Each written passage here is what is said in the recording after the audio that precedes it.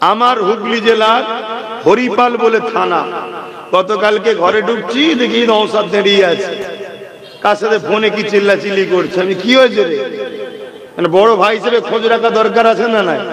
হ্যাঁ, ওর আমি গার্জেন, ফোনে চিল্লাচিল্লি, আমি কে সাথে চিল্লাচিল্লি, কি হয়েছে? ওই হরিপাল বলে একটা জায়গা আছে আমার হুগলি জেলাতে, ওখানে নাকি কবরস্থানের ওপরে মেলা করছে। শুনছেন কি বলছে? দোকানের খুঁটি পুঁততে গেছে, খুঁড়েছে, দেখছে হাড়গোড় উঠছে, কথা বুঝছেন? এবং ওই মেলার মধ্যে কবরের চিহ্ন পাওয়া যাচ্ছে, কিন্তু ক্ষমতার জোর আছে। তা বলছে আমি যাবো কালকে, তাই চিল্লাচিল্লি করছি। আজকে গেছে শুনলাম। তা আমি যেটা বুঝাতে চাইছি, তাহলে আমাদের তো একটু ভাবা দরকার, কাল আমরাও তো মরবো। আমাদের কবরের উপরে যদি বক্স লাগিয়ে ধুমধাম আওয়াজ হয়, কি গো ভাল লাগবে? তোমার বিবেক কি বলছে? ভাল লাগবে কি? তাহলে যারা মুরব্বীরা, তোমাদের মাই মুরব্বীরা চলে গেছে, কবরস্থান গুলো কি করে বাঁচবে, এটাও ভাবা দরকার আছে না? নাই, একটু ভাবো। আল্লাহ বাঁচার দিয়েছে, ছেড়ে দেয়নি, কেননা আমার নবী পাক অনেক কষ্ট করেছে। সাহাবা হুজুররা যখন আমার নবীকে নবী বলে, আল্লাহকে আল্লাহ বলে মেনে নিয়েছিল, মক্কা জালিম অত্যাচারী মুশরিকেরা, আবু জেহেল, উতবা, সাইবারা আমার নবী পাক সাহাবাদের উপরে কত জুলুম করেছে। এই নওজোয়ান তরুণীরা গরম মরুভূমির বালির উপরে সাহাবা হুজুরদেরকে শুইয়ে দিয়ে বুকের উপরে ভারী পাথর চাপিয়ে দিয়ে বলেছিল, আল্লাহ ছেড়ে দে, নবী ছেড়ে দে, দ্বীন ইসলাম ছেড়ে দে। সাহাবা হুজুর একদিকে গরম বালিতে পিঠ পুড়ে যাচ্ছে, অপর দিকে ভারী পাথরে নিঃশ্বাস নিতে পারছে না। এইরকম একটা অবস্থাতে সাহাবা হুজুররা বলতে লেগেছে, এ মক্কা নিষ্ঠুর পাষাণ জালিমেরা, আমরা আমাদের জীবন দেয়া পছন্দ করি, আল্লাহ ও রাসূলকে ছাড়া পছন্দ করি না। আরো জোরে বলুন সুবহানাল্লাহ।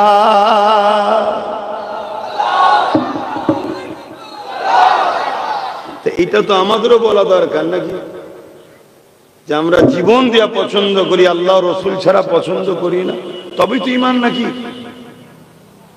মুসলমান ঘরে জন্ম নিলেই মুসলমান? এ কি বাবা খালি সম্পত্তি নাকি? আল্লাহর নবী কি বলছেন, লা ইউমিনু আহাদুকুম হাত্তা আকুনা হাব্বা ইলাইহি মিন ওয়ালিদিহি ওয়া ওয়ালাদিহি ওয়ান নাস আজমাইন। অপর হাদিস শরীফ, লা ইউমিনু আহাদুকুম হাত্তা ইয়াকুনা আল্লাহু ওয়া রাসূলুহু আহাব্বা ইলাইহি মিম্মা সিওয়াহুমা মান আহাব্বা আবদাল্লাহ ইউহিব্বু ইল্লা লিল্লাহ। অপর হাদিস শরীফ, সালাসুন মান কুন্না ফীহি ওয়াজাদা বিহিন্না হালাওয়াতাল ঈমান, মান কানা আল্লাহু ওয়া রাসূলুহু আহাব্বা ইলাইহি মিম্মা সিওয়াহুমা ওয়া মান আহাব্বা আবদাল্লাহ ইউহিব্বু ইল্লা লিল্লাহ, ইলা আখিরিল হাদিস। তিনটা হাদিসেরই লক্ষ্য একটাই, সবকিছুর আগে জমি জায়গা, টাকা পয়সা, বাপ মা, ভাই বোন, এমনকি জানের থেকে বেশি যদি আল্লাহ ও রাসূলকে মুহাব্বত না করতে পারেন, তার মধ্যে ঈমান নাই। তাহলে ঈমান কি? আমার শুনছেন তো নাকি? বাবেরা, নওজোয়ান তরুণেরা, নিঃশ্বাসে কোনো ভরসা নাই, নিঃশ্বাসে কোনো বিশ্বাস নাই। আজ আছি, কাল চলে যেতে হবে, আজ আছেন, কাল চলে যেতে হবে। এই নওজোয়ানেরা, দুদিনের দুনিয়ার ময়দানে পড়ে আখিরাতকে হারিয়ে ফেলবেন না। আজ আমরা সহজ ইসলাম পেয়েছি, মসজিদ মাদ্রাসা পেয়েছি, তাই আমাদের ধর্মের উপরে অত গুরুত্ব না। কিন্তু মনে রাখবেন, ইসলাম মানে ইনসাফের না। ইসলাম যদি না থাকে ইনসাফ থাকবে না। ইসলাম ইনসানিয়াতের না। ইসলাম যদি না থাকে ইনসানিয়াত থাকবে না। ইসলাম আদবের নাম, ইসলাম লজ্জার না, ইসলাম সম্মানের নাম, ভক্তির নাম। যদি ইসলাম না থাকে গুণও থাকবে না। ইসলাম মা বাপের সম্মান দিবার না। ইসলাম যদি না থাকে মা বাপ সম্মান পাবে না। ইসলাম গরিবদেরকে খানা খাবার না। ইসলাম যদি না থাকে গরিবদের বাঁচার উপায় থাকবে না। বোনেরা, আমার নবী পাকের প্রেমিকেরা, তাই বলে দিয়ে যায় আল্লাহ নবী সাহাবা হুজুরা ইসলামের জন্য অনেক কষ্ট করেছে গো। আমার নবী পাকের সাহাবারা আল্লাহর পক্ষে নবীর পক্ষে দাঁড়াবার জন্য অনেক জুলুম অত্যাচার হয়েছে, সহ্য করতে হয়েছে। তারা নিজেদের জান পর্যন্ত দিয়ে দিয়েছে, ইসলামকে বুকে করে ধরে রেখেছে। হাদিসের মধ্যে পাওয়া যায় আল্লাহ নবীর একজন সাহাবী ছিলেন হযরত খুবাইব রাদিয়াল্লাহু তাআলা, এমন করে তিনাকে খ্রিস্টানেরা বন্দী করে এবং তিনার সঙ্গে আরো কেউ সাহাবা হুজুররা ছিল। ওই খ্রিস্টানরা বন্দী করে নিয়ে যায়। ওই বন্দী করে নিয়ে যাবার পরে হযরত খুবাইব হুজুরকে বলেছিল, তিনার সাথীদেরকে বলেছিল, এ খুবাইব, আল্লাহ ছেড়ে দাও, নবী ছেড়ে দাও, আমরা তোমাকে খ্রিস্টানের রাজত্বের অনেক বড় একটা এলাকার গভর্নর বানাবো। এ খাব্বাব, খুবাইব, তোমার সঙ্গে আমাদের সুন্দরী নারী বিবাহ দিয়ে দেবো। এ খাব্বাব রে, তুমি খুবাইব রে, আল্লাহ ও নবীকে ছেড়ে দাও। হযরত খুবাইব হুজুর বলেছিলেন, আমি সব ছাড়তে রাজি আছি, আল্লাহ ও নবীকে ছাড়তে রাজি নয়।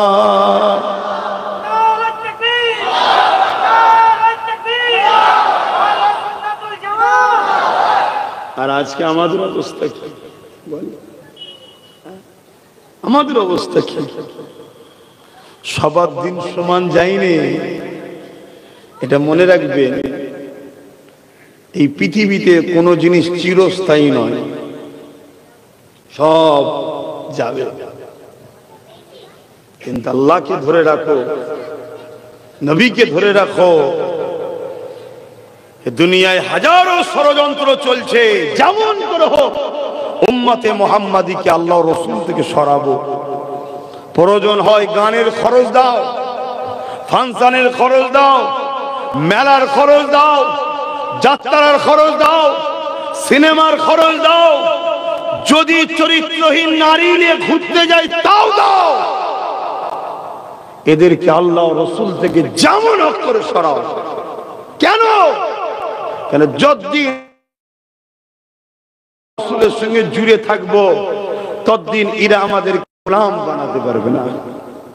আর গোলাম যতদিন না বানাতে পারবে, এরা যে পৃথিবীর খোদা হতে চাইছে, এদের এই স্বপ্ন পূরণ জোরে বলুন হবে না। সবাইকে এরা কিনে নিয়েছে, সবাইকে খরিদ করে নিয়েছে, শুধু নবীর প্রেমিকদের কিরা পারে না। তাই হাজারো চক্রান্ত চলছে,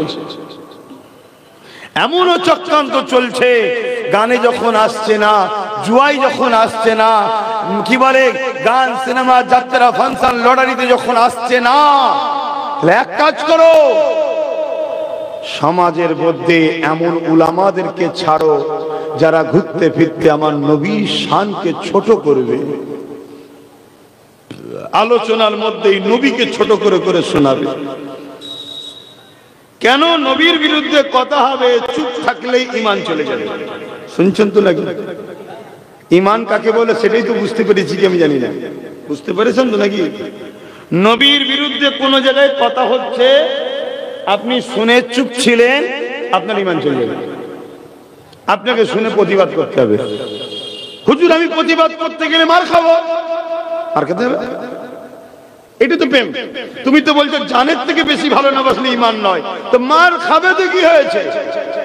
হুজুর প্রতিবাদ করতে গেলে জেল খাটতে হবে, সাহাবাদের থেকে বড় নাকি? সাহাবারা জেল খেটেছে হুজুরের জন্য, আপনাকে খাটতে হবে। কিন্তু আপনারা যদি এক মুঠো হয়ে থাকেন, মার খেতে হবে। এই প্রতিবাদ করলে মার খেতে হবে, এক মুঠো থাকলে মার খেতে হবে। এরকম আছে বলে তো মার খাচ্ছেন। খুব ভালো করে বোঝেন বাবেরা, নওজোয়ান তরুণেরা, এ নবী পাকের প্রেমিকেরা, আল্লাহ নবীকে মুহাব্বত করে ভালোবাসে, পিয়ার করে। সাহাবা হুজুররা যেভাবে মুহাব্বত করেছে, পিয়ার করেছে, এ নওজোয়ানেরা, হযরতে খুবাইব হুজুর যখন মানল না, হযরতে খুবাইব হুজুরের সামনে তিনার একটা একটা সাথীকে শুলির উপরে চাপিয়ে দিতে লেগেছে। শুলি কাকে বলে? একটা ধারালো রড রয়েছে, ছিদ্র সরু করে তার মধ্যে ধার রয়েছে, পায়খানার রাস্তা বসিয়ে দেবে, সেটা মাথা দিয়ে বেরিয়ে যাবে। একটা একটা করে সাহাবীকে হযরতে খুবাইব হুজুরের সামনে ওই শুলির উপরে চাপিয়ে দিতে লেগেছে। কেননা ওই গ্রুপের মধ্যে ইমাম ছিলেন খুবাইব হুজুর। এই খুবাইব হুজুরকে ভয় দেখাতে লেগেছে, এ খুবাইব দেখো তোমার সাথীগুলোকে কিভাবে মেরে দিতে লেগেছে। হযরতে খুবাইব হুজুরের চোখ দিয়ে পানি বেরিয়ে গেল। এই অবস্থাটা দেখে জালিম খ্রিস্টান সরকার সে মনে করতে লেগেছে হয়তো নবীর সাহাবীটা ভয় খেয়ে গেছে। তাই খুবাইবের কাছে গিয়ে বলতে লাগলো, এ খুবাইব রে, সাথীরা তো মারা গেছে, তুমি এখনো সময় আছে, মুহাম্মদকে ছেড়ে দাও, আল্লাহকে ছেড়ে দাও, দ্বীন ইসলামকে ছেড়ে দাও, তোমাকে আমরা রাজত্ব দেব, তোমাকে আমরা সম্মানিত করব।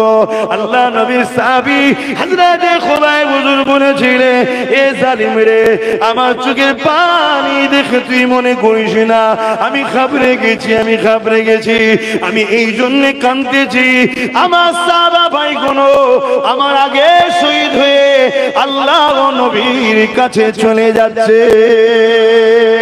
আমার দেরি হয়ে যাচ্ছে, আল্লাহ ও নবীর কাছে জবাব দিবানাতে আমি আফসোস করে কাঁদতে লেগেছি, সাহাবা ভাইগুলো আগে চলে যাচ্ছে। খ্রিস্টান বাদশাহ এই কথা শুনে অবাক হয়ে গেল। এ যুবকেরা, তরুণীরা, বাপেরা, আমাদের পেটে কি জ্বালা ধরেছে, আমাদের কি এমন সমস্যা হয়েছে, আজকে বড় প্ল্যান করে সুদের টাকা, মদের টাকা, দেহ বিক্রি করার টাকা, এমন করে ঘুষের টাকা, মানুষের উপরে জুলুম করার টাকা, ওই টাকাকে তোমার আমার মধ্যে হারাম ঢুকানো হচ্ছে, ফিরির মাধ্যমে ঢুকিয়ে দেওয়া হচ্ছে।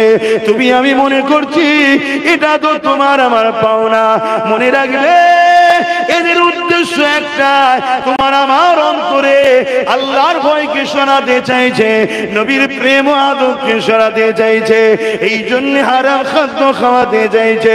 যে শরীরে হারাম খাদ্য ঢুকে যাবে, আল্লাহর ভয় নবীর প্রেম আদব সরে যাবে, ওই জিসিম কখনো আল্লাহ ও নবীর পক্ষে দাঁড়িয়ে লড়তে পারবে না। সাহাবা হুজুররা কিসের জন্য লড়েছিলে? সাহাবা হুজুররা লড়াই করেছিলেন আল্লাহর ভয়, নবীর প্রেম ও আদব যাকে বলা হয় ঈমানের পাওয়ার, ওই ঈমানের পাওয়ারে লড়েছিলে।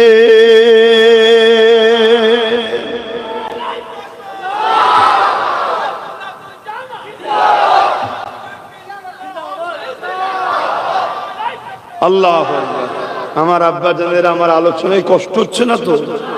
যুবকদের অসুবিধা হচ্ছে? আমি তো প্রতি বছর আসি, এর জন্য অসুবিধা হয় নাকি? কারণ এই আজ ছেলে কোনো সংগঠনের ছেলেরা ভালোবাসে, ভাইজান আপনাকেই যেতে হবে, আমিও তো বলি ঘুরিয়ে ফিরিয়ে নিয়ে যা, কিন্তু এরা ছাড়বে না, না আপনাকে যেতে হবে। তা আসি, আপনাদের অসুবিধা হয় না তো?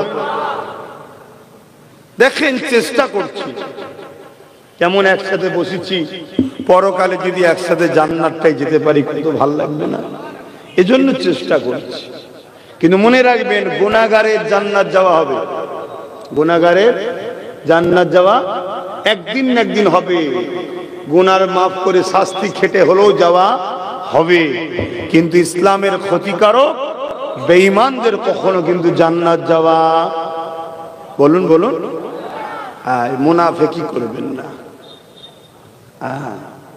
অনেক রকম চক্রান্ত চলছে। আপনি জানেন ইসলামকে মিটাবার জন্য মিলিয়ন মিলিয়ন বিলিয়ন কোটি ডলার টাকা খরচ হয় ইসলামকে মিটাবার জন্য। যে পয়সা ইসলামকে মিটাবার জন্য খরচ করা হয় বছরে, ওই পয়সায় পৃথিবীর 100 কোটি গরিব ধনী হয়ে যাবে। শুনছেন তো নাকি? 100 কোটি গরিব ধনী হয়ে যেত। এই পয়সা বছরে খরচ করা হয় উদ্দেশ্য শুধু ইসলামকে মিটাও। এটা আজ থেকে নতুন নয়, কিন্তু সেই সাহাবা হুজুর তার আগের নবীদের ধারাবাহিক চলে আসছে। আজও চলছে। তাহলে আপনাদেরকে একটু বুঝতে হবে না হবে না? কথা বলেন, একটু বুঝে পা ফেলা দরকার আছে না না? আর ইসলামের সব থেকে বড় দুশ্মন দুই শ্রেণী, অনেক দুশ্মন আছে, এরা হলো মূল।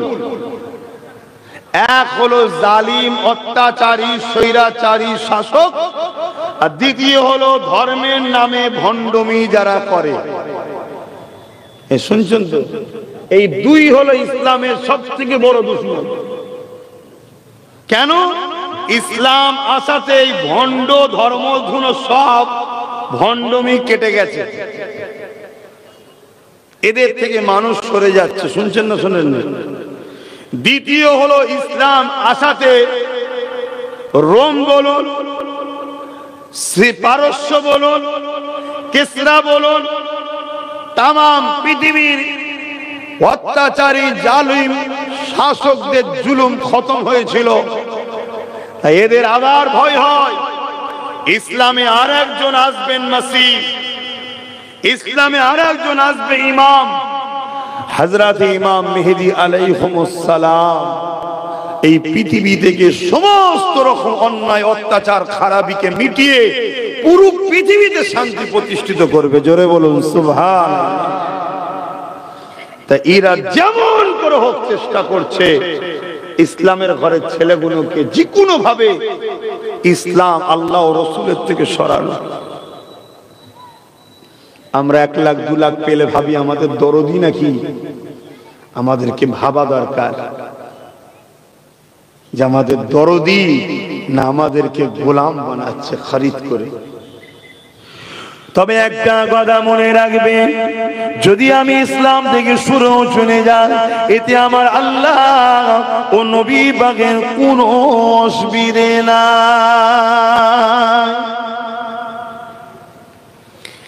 এ নওজওয়ানেরা, আল্লাহ দিনের জন্য যথেষ্ট, আল্লাহ দিনের নবী পাকের জন্য যথেষ্ট। আল্লাহ পাক নতুন প্রজন্ম তৈরি করে নেবে যারা ইসলামকে মিটাতে চাইছে, তাদের ঘর থেকে ইমানের কালেমা পড়িয়ে আল্লাহ নবী দ্বীনের সৈনিক বানিয়ে দেবে, ইসলামের ঝান্ডা ধরার লোক তৈরি করে দেবে। তার একটা উদাহরণ প্রায় জায়গায় দিই, আমি আপনাদেরকে আজকেও জানিয়ে দিই। এ নওজওয়ানেরা, আল্লাহ নবীর সব থেকে বড় দুশমন ছিল আবু জেহেল। আবু জেহেল আমার নবী পাককে মিটাতে চেয়েছিল, ইসলামের বাতিকে বন্ধ করে দিতে চেয়েছিল। কিন্তু আবু জেহেলের একটা ছেলে ছিল ইকরামা, সে একদিন আমার নবী পাককে দেখে বুকের মধ্যে ধরে জড়িয়ে ধরেছে। যেভাবে আমরা ঈদের দিনে গলায় গলায় মিলি, এই আবু জেহেলের ছেলে ইকরামা আমার নবী পাকের সঙ্গে বুকে বুকে গলায় গলায় মিলে নিয়েছে। এই খবরটা আবু জেহেলের কাছে চলে গেল। আবু জেহেল তৎকালীন সমাজ শাসক ছিল। আবু জেহেল আইন করে দিয়েছিল, মুহাম্মদ রাসূলের কাছে কেউ যেতে পারবে না। কেউ যদি মুহাম্মদ রাসূলের কাছে যায় তাকে মৃত্যুদণ্ড দেওয়া হবে, তাকে মৃত্যুদণ্ড শাস্তি দেওয়া হবে। যখন আবু জেহেলের কাছে খবর চলে এলো ইকরামা তোমার ছেলে মুহাম্মদ রাসূলের সঙ্গে বুকে বুকে গলায় গলায় মিলেছে, হে আমাদের সরদার আবু জেহেল কি করবে তুমি বলো? ওই সময় আবু জেহেল বলতে লাগলো, আমার ছেলে তো ঠিক হয়েছে, ছাড় নাই, আইন আইনের রাস্তায় চলবে। আমরা এই কথা শুনি না শুনি না? এই কথা বলেন, আমরাও শুনি না আজকের দিন আইন আইনের রাস্তায় চলবে। আইন আইনের রাস্তায় চলে না, চলে। আইন কমজোরের পিছনে লাগে আর সবলদের শাস্তির পরে। ঠিক না বেটি? এসব মুখের কথা, আইন আইনের রাস্তায় চলবে, হাকিকাতে হয়? কথা বলছো না তো? যদি হতো তাহলে আরজি করে এই বোনটা ইনসাফ পেল না কেন বলো? একদম তো এটা কোনো খপ্ত নয়, দিনের থেকেও সত্য। কি একটা বোন ফুটফুটে মেয়ে, সে কষ্ট করে মেহনত করে আরজি করে চিকিৎসা করছিল, তাকে একদল পশু রেপ করে হত্যা করেছে। এই তো ঘটনা, শাস্তি হয়েছে। লাস্টে দেখাচ্ছে কি একটা রুগা পাটকা সিভিক ভলেন্টিয়ার, সে নাকি একা করেছে। আমার তো মনে হয় বোন যদি একটা উল্টো হাতে চড় মারেও 3 দিন বেবসে পড়ে থাকবে। শুনছেন না শোনেন না? তাহলে কি রকম নাটক চলছে বুঝতে পেরেছো? হ্যাঁ, আমি তো কথা কম বলি, কেন আমি কথা বললে মূল জায়গায় কথা বলে ফেলি। এই আরজি করলে যা নাটক হয়েছে সব ফেক। আরজি করের মূল মাস্টার মাইন্ড কারা, তাদের বিষয়ে কোনো চর্চাই হয়নি, কোনো চর্চা হয়নি। কথা বুঝে আসছে? মূল যারা মাস্টার মাইন্ড তাদের বিরুদ্ধে কোনো চর্চা হয়নি। কারা? ওই এলাকায় যে দুজন মন্ত্রীর ছেলে দাদাগিরি দেয়, খোঁজলাও তারা। কিন্তু সে বিষয়ে কোনো কথাই হবে না, মিডিয়া সে বিষয়ে কথাও বলবে না। কেন? ঘটনা শেষ, মিডিয়ার অফিসের টাকা এসে যাবে। চ্যানেলটা বন্ধ করতে চাস, এই টাকাটা হলে চ্যানেলও চলবে, বেশি কথা বলবেন। যে স্যার শুনছেন না? শোনেন না? কিন্তু ইসলামের পক্ষে যারা থাকে তারা ওই সব টাকা দিয়েও কিনা যায় না, কারো হুমকি কারো চুমকি দিয়ে তাদেরকে রুখা যায় না। তার একটা নমুনা হলো আব্বাস সিদ্দিকী।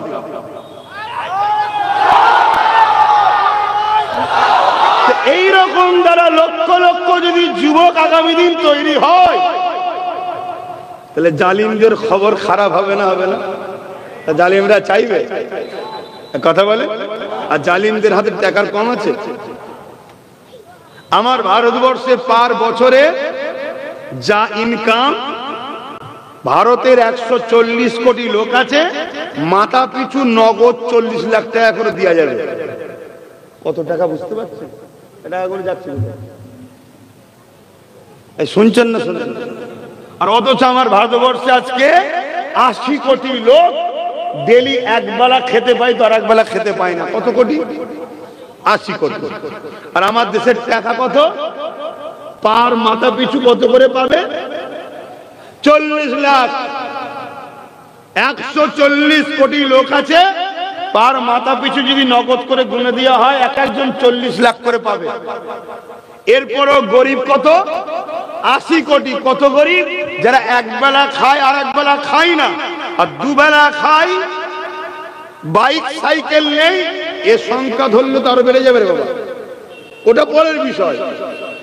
80 কোটি লোক আছে যারা একবেলা খায় আর একবেলা খায় না। এরকম গরিবের সংখ্যা বলছে 80 কোটি আমার ভারতবর্ষে আছে। শুনছেন তো নাকি? মুসলমান ভারতবর্ষে কত? 20 কোটি। শুনছেন তো নাকি? 20 কোটি। 20 কোটির মধ্যে কি সবাই আবার একবেলা খায় একবেলা খায় না এমন আছে নাকি? আল্লাহ শুকর, খাবার অভাব আমাদের নেই। বলুন ঠিক না বেটি? বলুন আলহামদুলিল্লাহ। কেন? রেজেকের মালিককে জোরে বলুন। তারপরেও ধরছি 20 কোটি, ধরুন ধরে নিচ্ছে, আমাকেও ধরলে বলছি, ধরুন আমি 20 কোটি নিয়ে আমিও আছি, তাহলে 80 থেকে 20 বাদ গেলে কত হয়? এই 60 কোটি যারা একবেলা খায় আর একবেলা খেতে পায়নি, এরা কারা?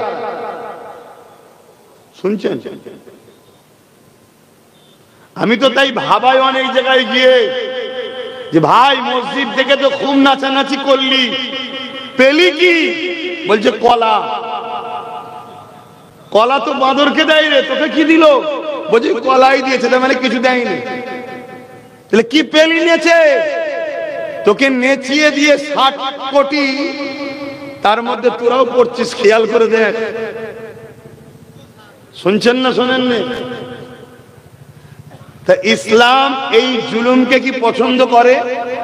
এই যে 80 কোটি লোক খাবে না, আর 2-20 লক্ষ লোক, বেশি নয় 20 লক্ষ লোক হয়তো ভারতবর্ষে, যারা লক্ষ লক্ষ কোটি টাকার মালিক, অতও নয়, বেশি বেশি বলছি।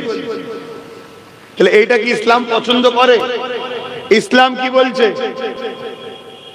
তাহলে ইসলাম যখন এর বিরুদ্ধে, তাহলে যারা 2-20 লক্ষ রয়েছে ওরা তো চাইছে ইসলামটাকে মুছতে হবে। কি করে মুছবি? ওই 60 কোটি যে আছে ভিখারি, খাওয়া 200 টাকা দিয়ে মধ্যে, 200 টাকা দিয়ে মধ্যে একবেলা খাইয়ে দে, দিয়ে বল মার, মুসলমানদের মসজিদ ভাঙ, হই হই কর, এই স্লোগান দে, দুশ্মনী তৈরি কর। এই তো করছে। যাক বিষয়ে ডিপ আলোচনা এখন নয়, আমি যে কথা বলতে যাচ্ছিলাম, আমার রাসূলুল্লাহ যেটা রেখে গেছে ওটাকে মজবুত করে আমাকে আপনাকে ধরতে হবে।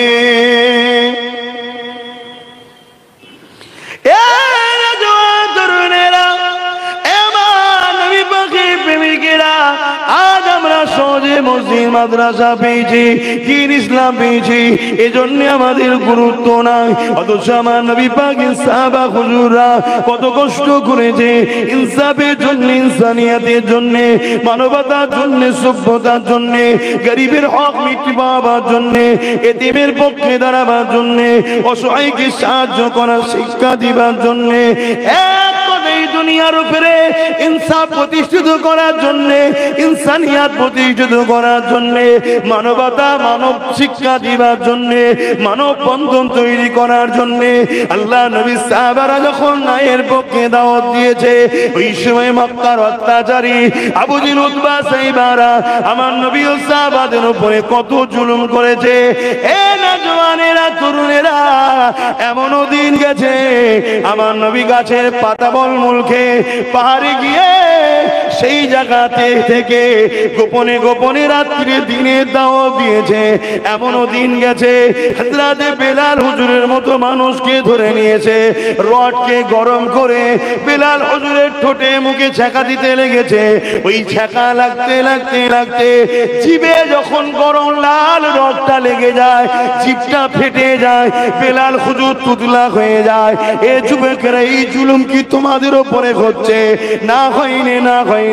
কিন্তু যেভাবে গাফলতি করছো তোমরা, যদি এই গাফলতির ঘুমের মধ্যে থাকো, এই গাফলতির জিন্দগির মধ্যে থাকো, এই গাফলতির জীবন ব্যবস্থার মধ্যে থাকো, মনে রাখবে তোমাদের চতুর্দিকে অনেককে তৈরি করা হচ্ছে, তোমাদের বিরুদ্ধে তাদের ব্রেনে বিষ তৈরি করা হচ্ছে, তাদের মাথায় ঢুকানো হচ্ছে মুসলমান দেখলে মারো, মুসলমান মানে আতঙ্কবাদী, মুসলমান মানে জঙ্গি, মুসলমান মানে দেশদ্রোহী, এদেরকে মেরে দিলে পুণ্য হবে।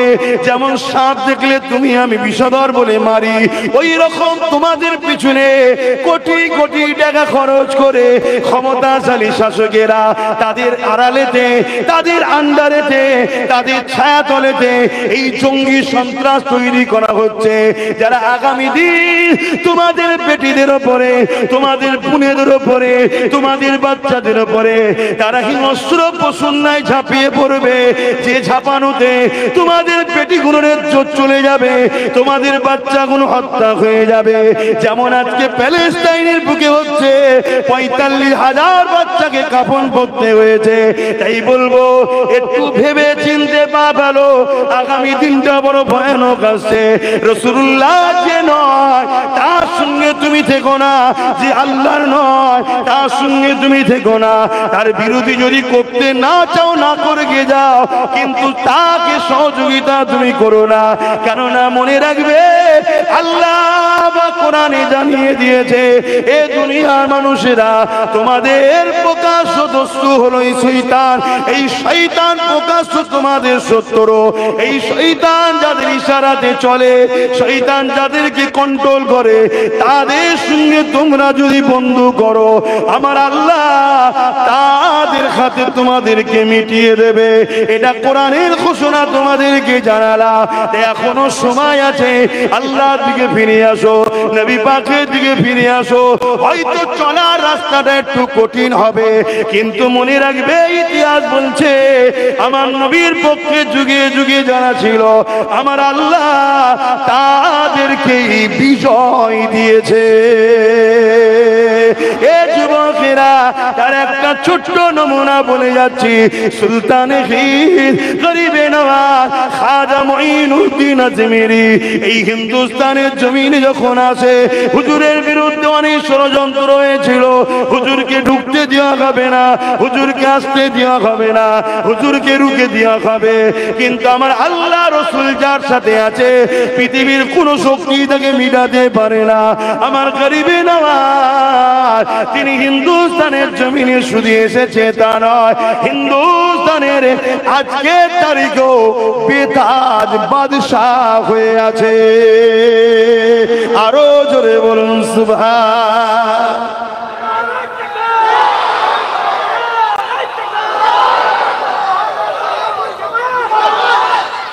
আমার কথা মাইকে আপনারা বুঝতে পারছেন? এক গণককার হিন্দুস্তানের তখন রাজা ছিল। হিন্দুস্তান তখন ছোট ছোট রাজা ছিল, এত বড় নয়, ছোট ছোট রাজা ছিল। আজমির বলে ওই জায়গায় যে রাজা ছিল তার নাম পৃথ্বীরাজ। তাকে এক গণককার বলেছে যে একজন মুসলিম দরবেশ আসছে যে তোমার রাজত্বকে শেষ করে দেবে। শুনছেন তো নাকি? আজকে গরিবে নওয়াজের মাজার খেলেও ষড়যন্ত্র হচ্ছে না, হয়নি? এ সব দোষ কার ঘাড়ে দেবেন বলুন? সব দোষ বাপ আমাদের, সব দোষ আমাদের। নিজের ছেলেকে শুইয়ে খেয়ে আর পরের ছেলেকে খাইয়েছি আমরা। আমি কি বুঝাচ্ছি বুঝছেন তো নাকি? হ্যাঁ, আমরা আমাদের ইমামকে বিশ্বাস করি না, আমরা বিশ্বাস করি আমার পাড়ার আমার এলাকার চরিত্রহীনটাকে বিশ্বাস করি। খারাপ লাগছে নাকি? আমরা আমাদের উলামাদের বিশ্বাস করি না, আবার উলামাদের মধ্যে দুটো দল হয়ে গেছে। বড় কঠিন সমস্যার মধ্যে আমরা কিন্তু পড়েছি। আর এটা তো আখিরি জবান, আমার নবী তো বলেছে আখিরি জবানায় হাতের তালুতে আগুন রাখার থেকেও ঈমান বাঁচানো বড়। সেই সময় এখন আমাদের হযরতে গরিবে নওয়াজ খাজা মুঈনুদ্দিন আজমিরি সঞ্জালি রহমাতুল্লাহ আলাইহি তিনাকে রুকার জন্য চেষ্টা করলো পৃথ্বীরাজ। দিল্লি সহ বিভিন্ন জায়গায় খবর পাঠালো পুরো বর্ডার সিল করে দাও।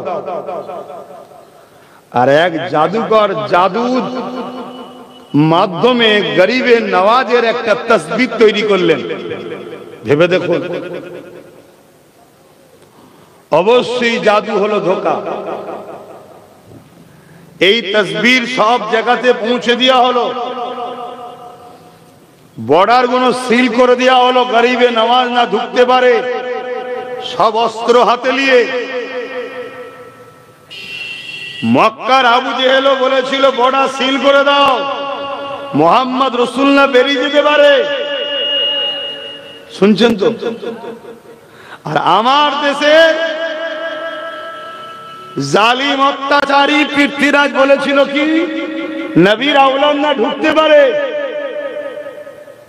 আর সেই ধারাবাহিকতা এখনো রয়েছে। এই বাংলার অনেক গ্রামে বলা হয় খানদানে রসুল আব্বাস সিদ্দিকী না ঢুকতে পারে, বলা হয় নয় না? এ নিয়ে তোমরা দুঃখ করো, আমি দুঃখ করি না। কেন এগুলো শোনার পরে মনে হয় ঠিক রাস্তাতে আছি। এগুলো না হলে সন্দেহ হতো ঠিক জায়গায় নেই না, কি বলতে? কেন ধারাবাহিক চলে আসছে দেখুন না, ধারাবাহিক। এবং আমার নবীকেও রুকা হয়েছিল না রুকা হয়নি। তায়েফের জমিনে নবী যখন যাচ্ছিল কি বলেছিল? মোহাম্মদ রাসূল যেন তায়েফে ঢুকতে। আহা, কত মেরেছে বলেন তোমার নবীকে। হে উম্মত, বিক্রি হয়ে যাচ্ছ? হ্যাঁ,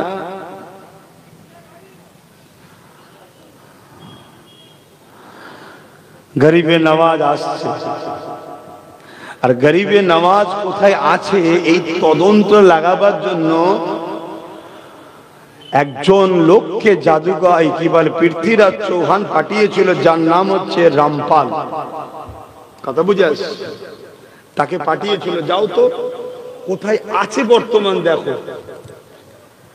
গরিবে নওয়াজ কে ফলো করে কোথায় আছে খোঁজলে গরিবে নওয়াজ হুজুর তখন আজকের দিনে যেটা লাহোর বলে ওই জায়গায় তখন ছিলেন, যে হাজির হয়েছে। মুখ ভর্তি দাড়ি, বড় জামা, মাথায় পাগড়ি, মুসলমান, কিন্তু নাম কি? গরিবে নওয়াজের কাছে গেলেন, হুজুর আমি আপনার কাছে বায়াত হব। বায়াত হলো, আরো লোক বসে আছে গরিবে নওয়াজের সঙ্গে বসে। গরিবে নওয়াজ জিকির করে, আল্লাহ আল্লাহ করে, ও জিকির করে। কিন্তু আস্তিনের মধ্যে কি আছে? ছুরি। সুযোগ খুঁজছে, বড় পুরস্কার দেবে, ছুরিলে ঘুরছে। এজন্য আমরা ওসব পড়া করি না। কেন? বাঁচাবার মালিক যিনি কে? এই আওয়াজটা ঠিক হলো না তো? পিছনের ভাইগুলো কি বলছেন? বাঁচাবার মালিক কে? একবার শাহাদত আগুল তুলে বলুন আল্লাহ।